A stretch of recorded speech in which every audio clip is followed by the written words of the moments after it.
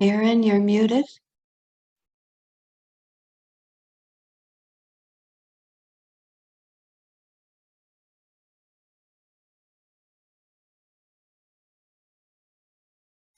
Maybe it would help if I unmuted. I appreciate you telling me that, guys. All right, let me start over again and get going again. Sometimes you make mistakes at this. Thank you all for joining me today. My name is Aaron Schey, and this is Habatat Now. I was mentioning to nobody as I was talking to the muted screen that we had an excellent exhibition yesterday, opening for artists Michael Behrens and Tomas Hlavicka. It was an incredible exhibition, and you're welcome to come see it.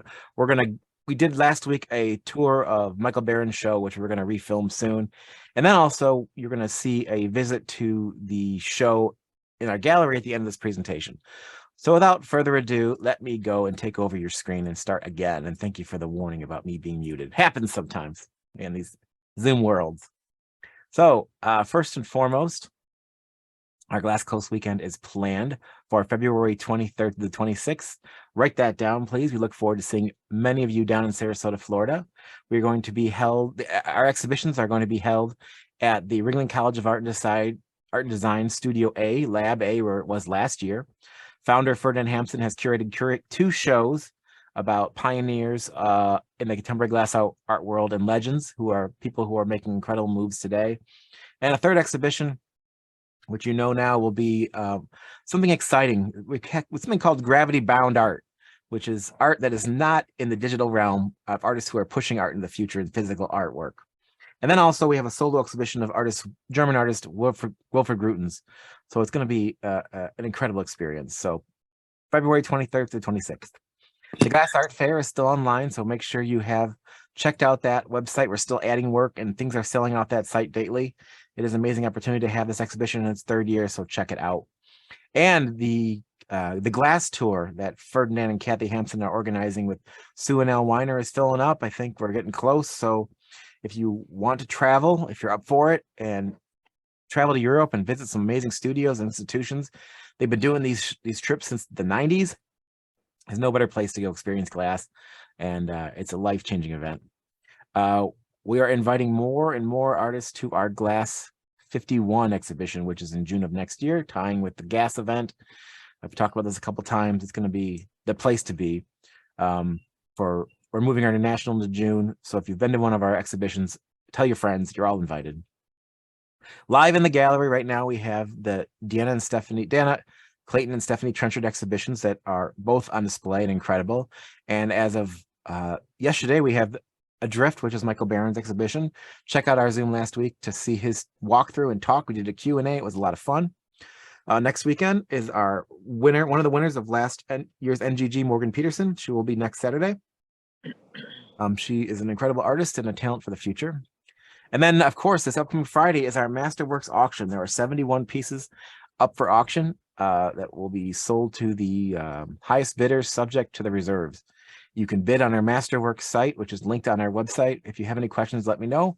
If you want to place some bids, let me know. The buyer's premium is cheapest with me here at Habatat. That would be fantastic. So let me kick to the next screen. I think we're on to, these Habatat Zooms are, thank you, Sugar.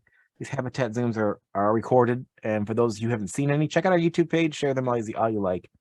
So on to the main meat of this presentation. Artist Tomas Hlavicka is a second generation artist because his father-in-law was an amazing talented artist named Pavel Halava, and he was a pioneer. And the story goes, back when the gallery was first founded, Ferdinand Hampson traveled to Europe and met with a bunch of the glass artists at the time in Europe, and these people were like Irwin Ice, the Lubinskis, Pavel Halava, and an incredible amount of artists that were on top of their game. And we were the only gallery in the States they've ever heard of that offered the work that they would offer. So it gave the Habatat a real edge into the future, which led to where we are today. So this is a quick quote I saw that Tomas Hlavicka put online that I thought was kind of interesting and wanted to share it. Glass is a beautiful material that allows me to realize my goals, which are to combine art, design, and craft in single sculpture. So his retrospective is up in the gallery. We're adding a couple more pieces still because we have a few extras in storage that we wanted to put out, but you're invited to come see it. So I wanted to give you a glimpse into float glass. And I learned a lot about float glass just diving into the material. And Tomas Hlavicka uses float glass in his work to embed basically the foils, the metal foils between, and fuses them together. So many of you haven't seen float glass being made. So we're going to kind of glimpse into this little video. It's just, there's no audio. So it is quite an elaborate process of how glass is actually created and the science behind it. And I guess years and years ago, glass used to be cut and polished down. And over the process, someone developed a process where they take the glass material, the materials that make up glass, and they heat it up to 2900 degrees. And they actually mix in other pieces of broken glass from earlier, I guess, pots to make it melt better. And they flatten it to a glass ribbon. And the secret is it floats on top of tin. And the metal tin, it's kind of like oil and water. The glass just seeps to the top and flattens out. And I suspect they have a process to really make it perfectly flat and perfect size for cutting. And then they actually use fire and heat to treat the top of the glass so it has this, normal luster of the glass. And then they have other options underneath it to make it have also the clarity. And they perfected this over the years. And it's quite pretty amazing. And they have like machines that check for faults and failures. And then they have machines that cut this giant piece of glass. So your windows in your car, in your house, when you order specialized glass, it goes through a process like this and they cut it for you. And they have these giant mechanical arms. It's kind of wild that picks up the glass and sends it where it needs to be. And maybe this is bulk and maybe they take it somewhere else and cut it down for our specific needs as end users. But it was really interesting to learn about float glass. And this is the actual glass that Tomas uses in his, you can get this high-low out of the way, that in his work, which is kind of interesting. And in his process, he learned that using his foils in float glass actually altered the color of the glass during the fusing process. So a little bit about Tomas. He was born in the 1950 in the Czech Republic. And, we talked about his father-in-law, Pavel Hlavicka, being his mentor. Many of you know his daughter, Petra Herbakova, was part of our NGG presentation in 2020 or 2021. And we had her work at the Glass Coast Weekend in 2000, I think 19 or 19 in person. She makes these beautiful race cars. So it's kind of great to be first, second, and third generation. And Tomas is an amazing artist in the second. And so he has roots in architecture. And he was an architect for years. And we'll get into more about that in a second. But he's won a bunch of awards, and we've been exhibiting for a while.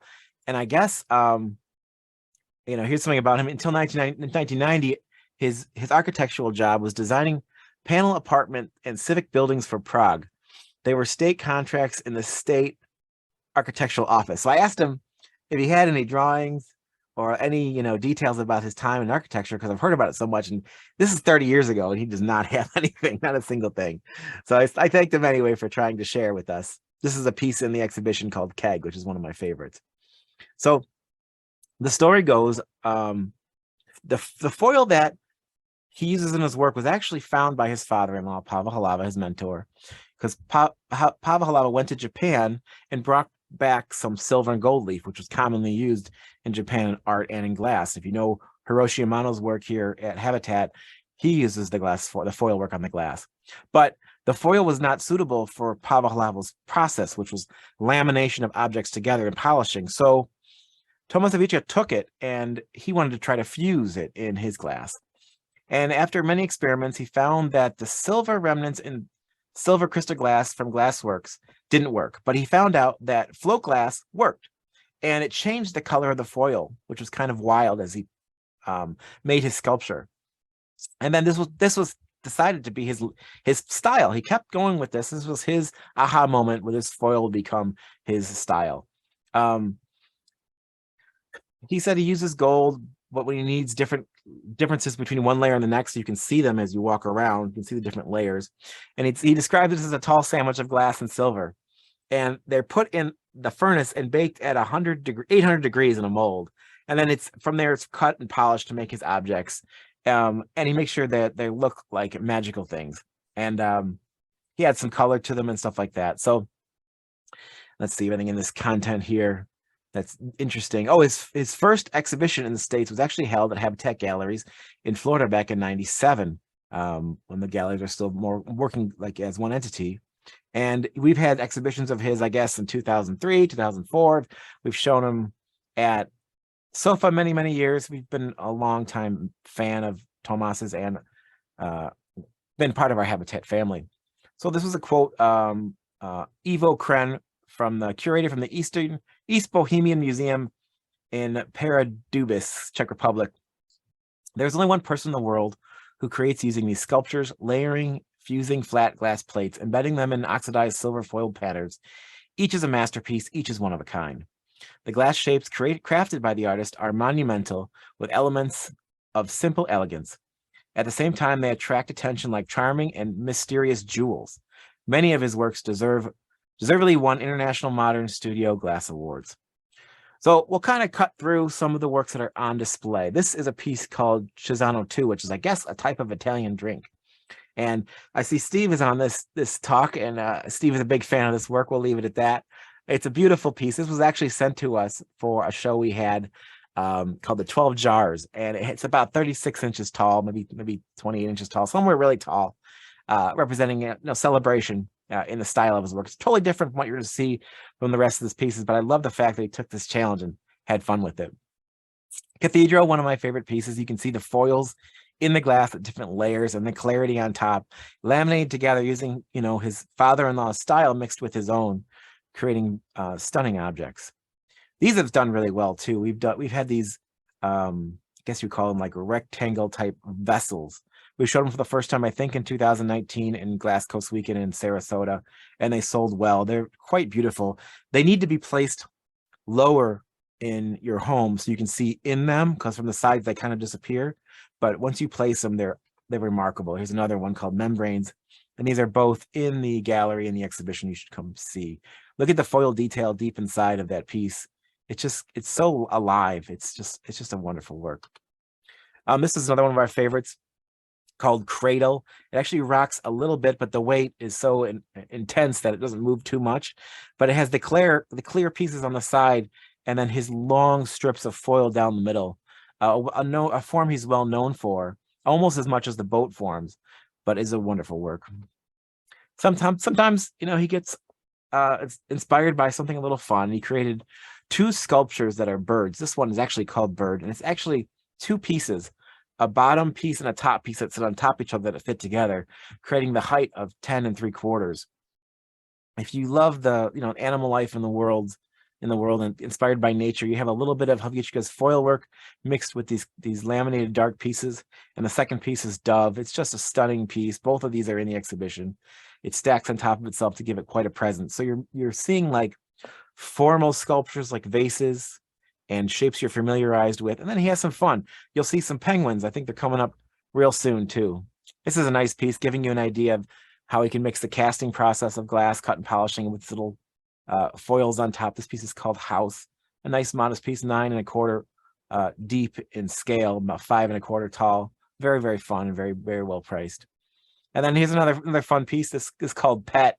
We have this one in the gallery. You see the long pieces of foil he's incorporated in this, and the many depths. It looks like it was a top and a bottom that have been put together with a small little red front. But you really want to run your hand down this piece. It's too fun to like pass up, because you really want to pet this beautiful work, though. It's entirely smooth as silk because it's just glass. Another fun shape. We have 2 of these in the show. Icarus, a larger scale piece of his work mixed with the style of laminating and polishing mixed with Tomas's foil layers. Just beautiful. Another piece. This one's kind of a terrible photo, but you get the idea. It's a tall piece called Bud. And there's a little quote here from him that I could possibly read: that my fascination with glass encompasses my thoughts and process from the logical to basic impulse. Creating a glass object usually incorporates a complicated and long process, and often involves heavy technology. Every time I think of a new exciting idea, I'm afraid of how I'm going to go about reaching that realization. He describes that he doesn't like talking about his creative process, and it just comes to him with many, he draws and comes with our architectural background to come up with a final design that he finally gets to over time. And so this is Tomas, another picture of him. We sent us a couple of them. He is inspired by many people, especially, he's some of them, Jay Musser and Wolf Tutsinski, Fujita, and Wiesner. He bows to everybody who works with glass because he knows how difficult it actually is. Here is the penguin piece, another fun piece that he did, a couple of these penguins back in the day. We actually have two of them. This is the father, penguin father, I believe. And we have the mother, which is very similar. Looks like I used the same photo. Look at the pieces on the side. You can see the mother has a little more movement and than the father. And it's just, they look amazing together. This is kind of a raw shot of another piece he was mixing with more color. This is probably an older piece, hence the retrospective, with red glass mixed with his big pieces of glass foil, probably before he got to the thinner strips. And then the strips got even thinner, and his more recent work, he's been having fun with these vessel forms, and similar to the block vessel forms. This is one of my favorites. We have two photos of this, but I think I only have one in this talk. And there's just so much going on in this actual work. And it, just like some of the artists that they work with laminating glass together or fusing it, from the side, the image kind of disappears. But as soon as you stand up, you can totally see the experience of all these different pieces of foil and how this treasure appears in the light of your natural room, or with a light beaming on through it, like you see here on the table. It's just a beautiful work. And another one called, I think it's called Takitak. I believe this one could display either way, facing up or facing down. Another example of his work. It looks like it has more red foil inside of it. Just a beautiful piece, and also on display in the show. So with the internet, we're able to provide work that's actually in studio. So Tomas sent us some pieces that are in his studio that are available for sale. We have a price list of all the pieces that you've seen so far, and then these up and coming up, just email it to me. I can send it to you or message me. But these are very, very fun pieces, definitely inspired by nature and by life and by flowers. This one is called Flower, though it looks kind of like a butterfly, but with the centerpiece, I do see the bud in the center. This one's called Herd, another wild piece with all the small foil weaving through the entire piece. It's quite beautiful. And then Tulip, which is another piece similar to the first, with the red object in the center, another larger scale piece that's 6 1/4 wide. And then Moravia, I guess it's pronounced, another type flower work. I'm guessing it is like a type of flower. Again, with the thin foil, it is a beautiful piece. Mixing with colors is something he's done in the past, incorporating his foils. This one is particularly in silver, and you can see the different colors mixed in. This is a beautiful long sculpture, could easily fit on a long table or buffet or dining area. Something you can explore, especially as you sit down and stand up. Just beautiful. Bowie, I'm guessing a play on some kind of bowl word. Another fun work in that same style of the thin foil he's been having fun with as of late. Another treasure in a very recognizable form. And then this one looks really complicated with the design of the foil. Must have took him forever to lay this one out perfectly, line after line, to get this fish exactly how he wanted it to look. It is a beautiful piece. I'm a big fan of Tomas's work. I mentioned earlier his boats. Usually in the past, they were of the straight foil. So now with this thinner foil he's having fun with, this is kind of a unique boat I've never seen before, with the new wavy pattern. So as time goes on, his career enhances and his work is impressive. This is a 21-inch boat, another beautiful piece. You kind of get a glimpse into his studio here. This piece is called Plate. Layers and layers and layers and layers. Fused glass carved down in the center, creating that vessel form. Beautiful, thick work. The color must be incredible in person, and watch the light bounce around this piece. And then this is the oldest piece we have in the show. This is a piece called Drop, and this piece actually is from 2004. We found it in our archives here at the gallery. We had it professionally photographed recently. That's why the photo's so good. A beautiful example of his work, large pieces of foil from the era. A true treasure. I'm a big fan of this actual piece. It's been around so long. Let's see, anything else after this? So let's take a quick tour of the exhibition. I made a video.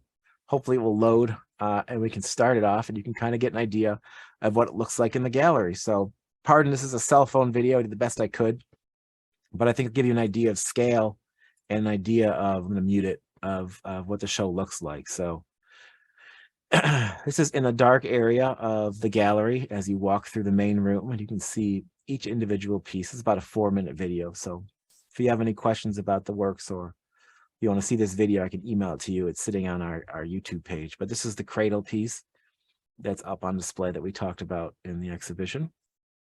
Crossing the way, you can see Michael's show in the background. We did a tour of that earlier in the week. And this is at the Icaros. I can probably nail a bunch of these off the top of my head. Mixing the styles of his predecessor and himself. And we'll head in and see another piece. This piece wasn't included in the photo, so I have to dig a photo out and find it. Same kind of style as Icaros, like bird-like. Just another beautiful work in color, and such amazing amounts of foil he incorporates in his sculpture. And Keg, this is one of my favorite pieces. A simple vessel form with white, it's kind of like almost a ghostly glass in between both sides. Don't mind me, I'm in the way of the light, but it is a beautiful work by Tomas. We'll head on in. We'll just do a quick tour. This is the piece that was Takitak. You can see the different layers. The videos really help, and we're going to be incorporating that more in our presentations in the future. But it is a beauty.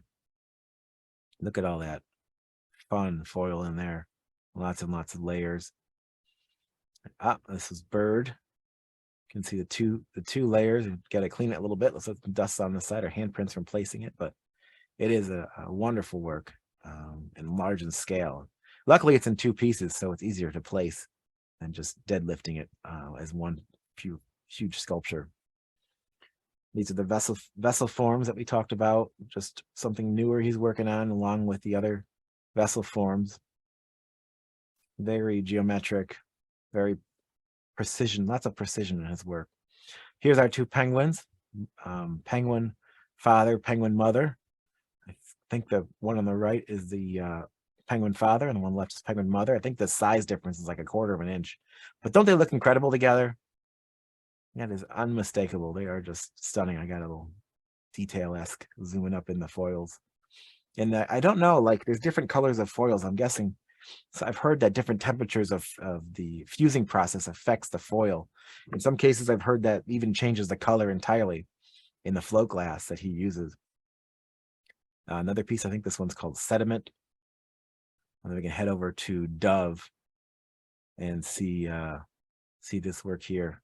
2 parts, very, very fun, and an impressive work. You know, it's great to see all these works together because there's so many different eras. This is the other piece that we talked about. So many different eras of creating that he's done.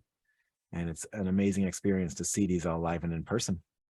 So come visit if you like, if you're nearby. And Pet, lining up the room with Pet.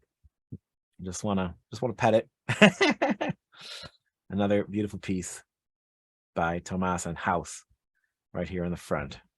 So there are maybe 1 or 2 more that we'll put out, I think, for the show before it looks complete. But this is kind of fun, seeing all the depth in the glass that you're used to seeing as collectors of glass mixed in with his foil process. So I believe I back up here and kind of take a whole shot of the room. And this is just one of the many displays up in our 12,000 square foot space. The vault is there. It's another 6,000 or 5,000 feet of work you can come visit and see. It is a pretty crazy experience to come see us here at Habitat. So we'll take a quick visit to his studio before we go, because I have a couple photos that Tomas sent me to just kind of get a glimpse of what he was organizing for the show, taking stuff out and putting stuff on display. So you can kind of see a little bit of him in the studio. He has some pieces there for sale. Some of them are in our show, some of them are not, but we can always get images and details. But it's kind of like fun to see him put all these pieces out for assemblage to decide what he's going to send us. You can see right here are all those flower-like pieces, and he has more penguins back at home. And this over here on the far top right is his daughter's work, Petra Hrbakova. You can see one of the race cars she's so well known for. So that might wrap up my sharing of screen. Appreciate you guys joining me today. Like I said, if you want to see a price list of the work in the show, you're welcome to email me, call me. Also, come and see the show live and in person. Tomas is a legendary artist, and we're honored to have him in our gallery. And I'm sure a lot of these works will find homes. So I want to thank you all for joining me for the Zoom today. I hope you guys have a great weekend. And if you need to reach me, you know how to do it. Aaron@habatat.com. All right, guys, be well. Take care now. Bye-bye. Thanks, Aaron.